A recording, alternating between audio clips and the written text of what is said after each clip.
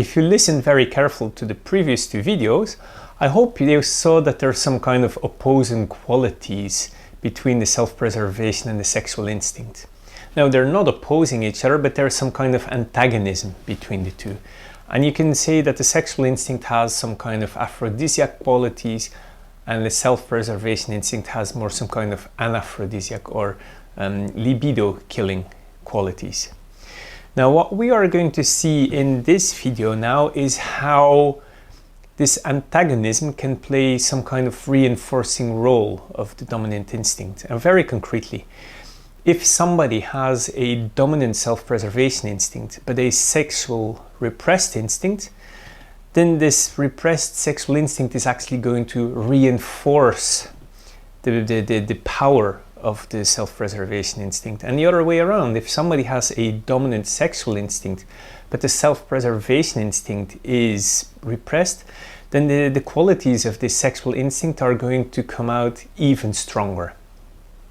And that has quite some consequences, of course, because imagine there's a couple where one person is sexual dominant and self-preservation repressed or blind, and where the other partner is self-preservation dominant and sexual blind.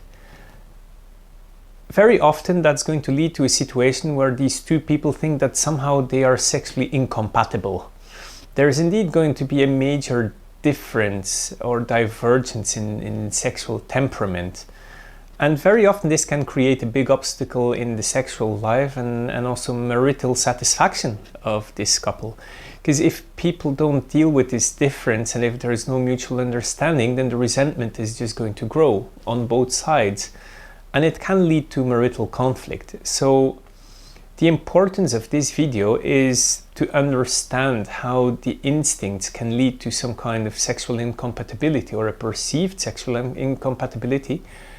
And more important, how it is important for this kind of couples to understand each other and to be non-judgmental about the influence of these instincts. Because if these people are able to find common ground, then they will be very fine with their sex life. But if they're not, then indeed it can really create major problems. Now, the first problem to overcome for these couples is actually related again to how they're going to approach a problem. Because for somebody who is sexual dominant, for them sex most often is going to be such an important issue that they're going to overdo it. They're going to attach so much importance to it. They're not going to be willing to compromise, and they're going to really enforce these discussions on that with their partner. And they feel that without sex a marriage cannot be good. Whereas the self-preservation dominant person who is sexual blind has much more of a matter-of-fact approach, a much more pragmatic approach to it. They're less likely to make a fuss out of it. Now, it's very, very important to understand that both approaches are equally bad. The sexual dominant person is just going to overdo it, and the self-preservation person is very likely just to underdo it. Again, we cannot generalize, but this is a certain tendency we can see. So, in this video, let's look at 5 of the biggest contradictions that we can see. 5 of these big antagonisms between the self-preservation and the sexual instinct. But of course there's many more, but I just want to focus on the ones that are coming across most often and that we hear about very, very often. Now, what I'm going to say in this video is actually going to be a repetition of what I have said already in the past 2 videos.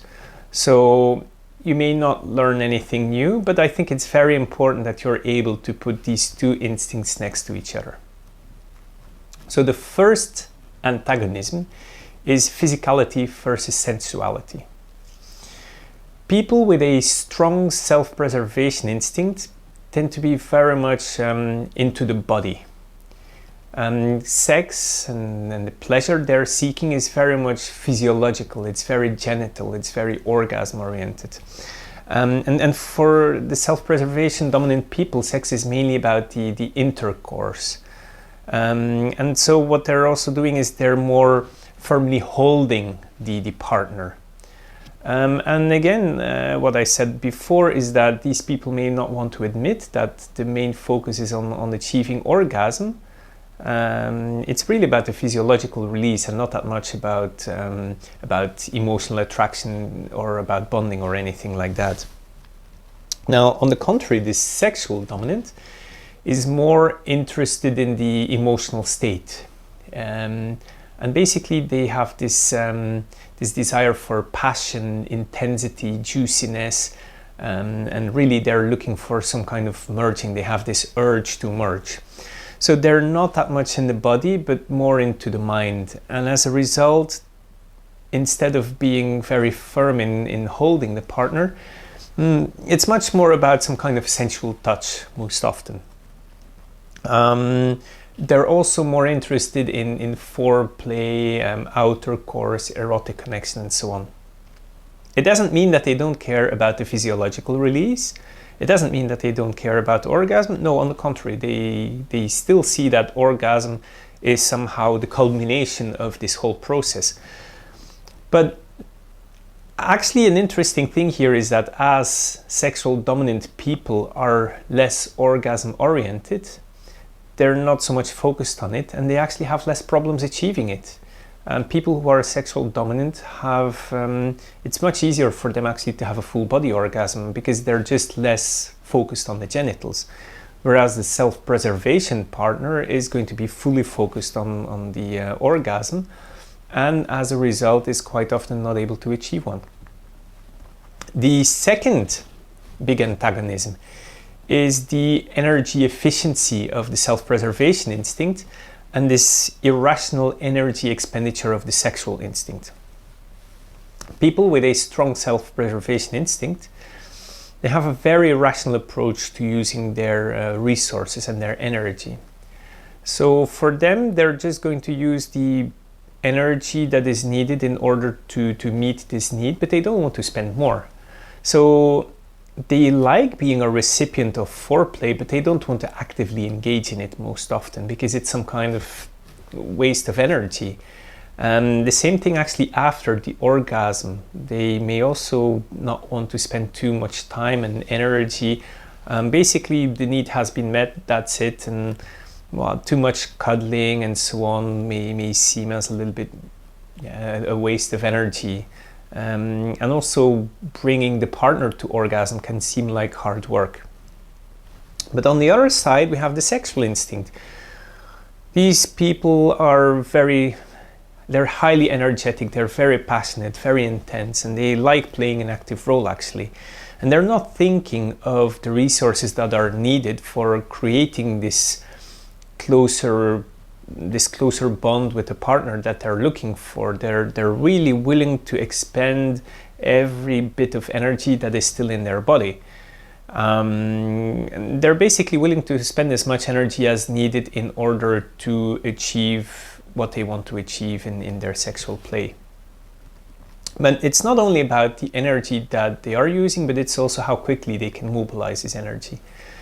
People who are self-preservation dominant are like this old diesel motor that I talked about. They take some time to warm up. If sex is not on their mind, it is very difficult to get them aroused. It may be very hard to seduce them if sex is not on the plan for the day. And basically, if you try to get them into the mood, it may be a wasted effort for the partner. Because very much they have this idea that sex is about fulfilling a basic need, and it's very much like eating or sleeping. So why would you eat if you're not hungry? Why would you sleep if you're not sleepy? So why would you have sex if you're not sexually aroused? And the other thing that's related to that is that people with a strong self-preservation instinct quite often have a preferred moment of the day when they like to have sex. For some it's the morning, others it's the evening, but they generally don't like to be woken up in the middle of the night. This can actually lead to the fact that when you have two self-preservation partners in a couple, that there's not that much sex basically, because it doesn't happen very often that they are sexually aroused at the same time, and it just takes too much effort to warm up the other person. But as I said, the antagonism here is with the sexual instinct. The sexual instinct is about mobilizing this energy very quickly. It's going from 0 to 60 in no time. It's really about feeling alive. It's about this passionate intensity. And for them, it's easy to get themselves into the mood. It does not take a long time. And quite often they can even be woken up in the middle of the night. And if you approach them properly, the way that they like to be approached, they can get easily sexually aroused even if they didn't have sex on their mind. So here you can see that this can really create a problem if you have a couple where one is self-preservation dominant and the other one is sexual dominant. And again, here it's mainly an issue of trying to understand each other and try to meet each other in the middle ground somehow. The third antagonism that I want to speak about is with regards to this comfort and safety of the self-preservation instinct and the risk-taking of the sexual instinct. Self-preservation instinct is all about physical and emotional comfort and security, and it's very much risk-averse. But for the sexual instinct, stability is somehow boring, and the stagnation somehow kills libido and sexual energy. The sexual instinct is all about going beyond the comfort zone, really reaching outside of the habitual, and it really involves risk-taking. So there's quite a few contradictions that we can find because of this antagonism, and let's just take a few examples. So for example, people who are self-preservation dominant, they don't like to wear sexy outfits if they are uncomfortable. And they don't like having sex in a car because it's also not comfortable, or not on the beach. The sand is not pleasant. But on the other side, people who are sexual dominant, they can wear erotic underwear even if it's completely, if it's really not pleasant to wear. I mean, if it's not comfortable, but if they can feel attractive. They can actually feel very excited by the passion of having sex in a car, and it doesn't matter that there's not much space or the sand is not going to bother them too much on the beach. So the sexual drive, the passion, the intensity of this sexual instinct actually overrides any feeling of discomfort that they might experience. They can just get it out of their mind very easily. But it's not only about physical, but also about emotional comfort. So for example, for the self-preservation dominant person, they can only have sex if they feel at ease and at comfort in the relationship. So after a quarrel or a fight, it takes some time before they can have sex again. The conflict may be sorted out, but there's still this kind of residual resentment that is in their system, and it can take a few hours or even days in some cases before they feel that the relationship is good enough in order to have sex again, so before they are willing to engage into sexual intercourse. But for people with the dominant sexual instinct, it's quite different. They don't like having sex when they're in a conflict. No, not at all. But after a conflict, I mean, once they're over the hill, they can have sex immediately, because basically the conflict has been solved and everything is out of their system. Everything is fine again in the relationship, and basically sex is a good way to reconnect after this kind of distance that was created because of this conflict. And it's important to understand here this strong push and pull effect in relationships for the sexual instinct. Because the sexual instinct is not only about this attraction and trying to create a connection, this desire for a connection, it's also about creating a separation. So as we'll see later, the sexual instinct is also leading to a separation. And of course, this permanent separation and reconnecting is the opposite of what the self-preservation wants, and they just want stability. And maybe a last example that I want to give in terms of this contradiction or this antagonism between this comfort, safety versus the risk-taking relates to contraception, basically birth control and safe sex. Now, nobody likes condoms for sure, but the self-preservation dominant people often have more of a pragmatic approach to it. They can see the benefit from keeping the mess away. They care about not contracting any diseases or infections, and they don't want to have any unplanned pregnancies. But on the other side, the dominant sexual people, they also don't like condoms. They even hate them. It's much stronger, this dislike for condoms. And why is that? Basically because they feel that a condom is creating some kind of barrier. It's all about merging, right? So they also feel that physically, first of all, it's like physically they feel that there's a barrier, but also somehow emotionally.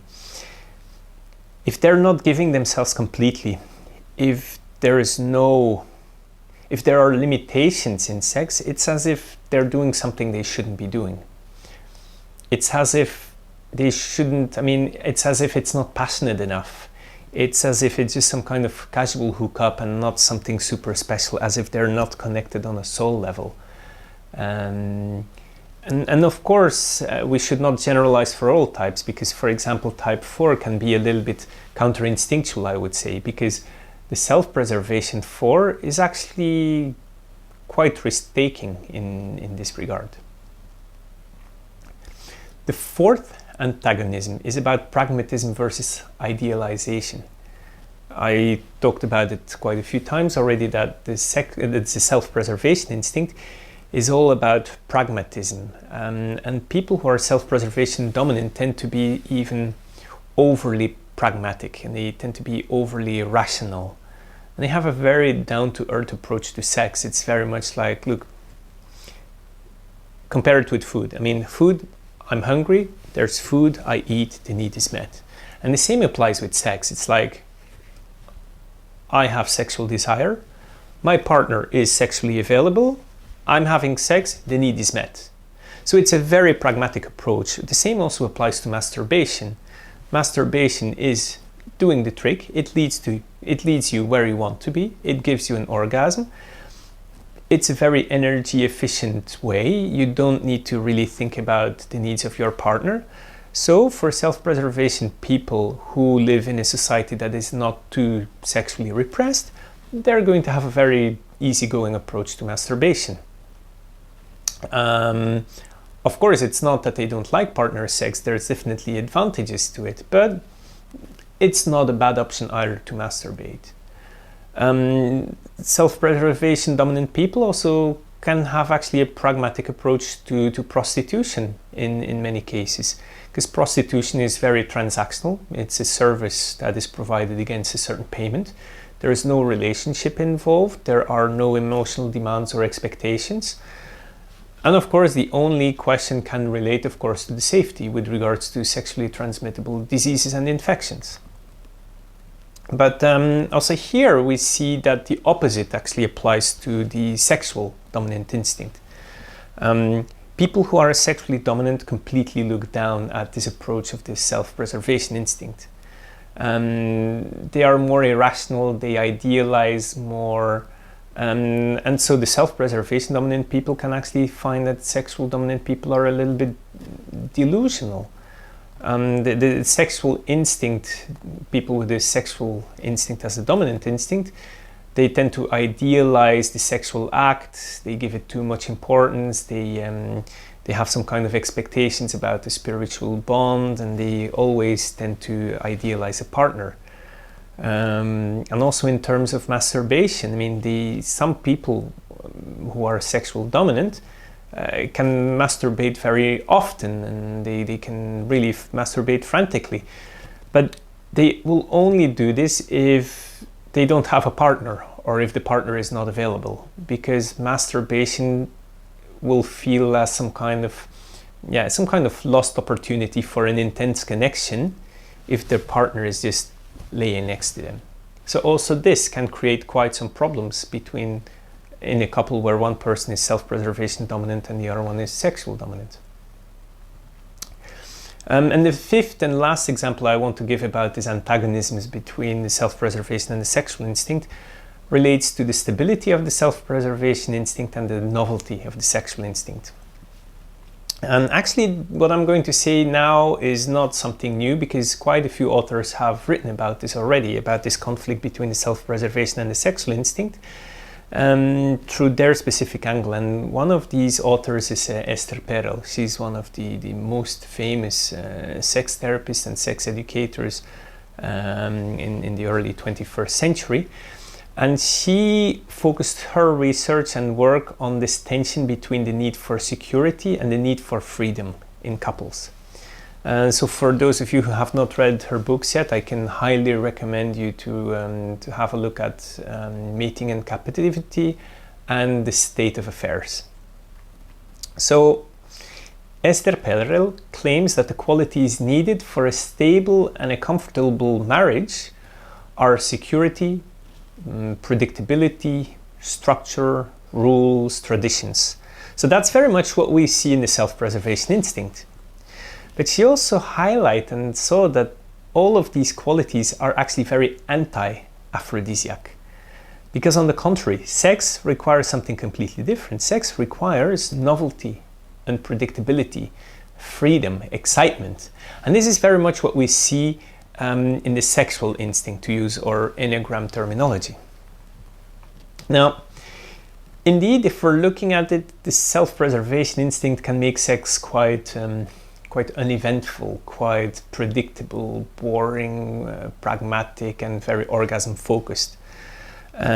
So people who are self-preservation dominant tend to be unable to bring the unknown into the sexual relationship.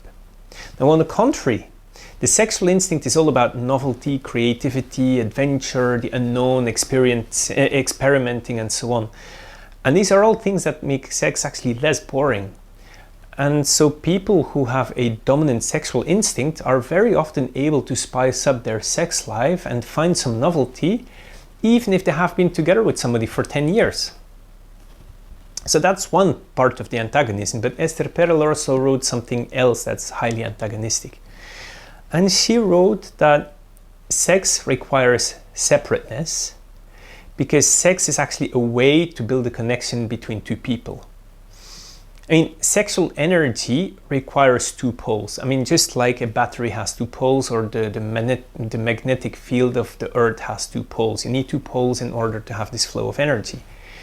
Now, people with a strong self-preservation instinct tend to focus too much on a stable and a reliable relationship.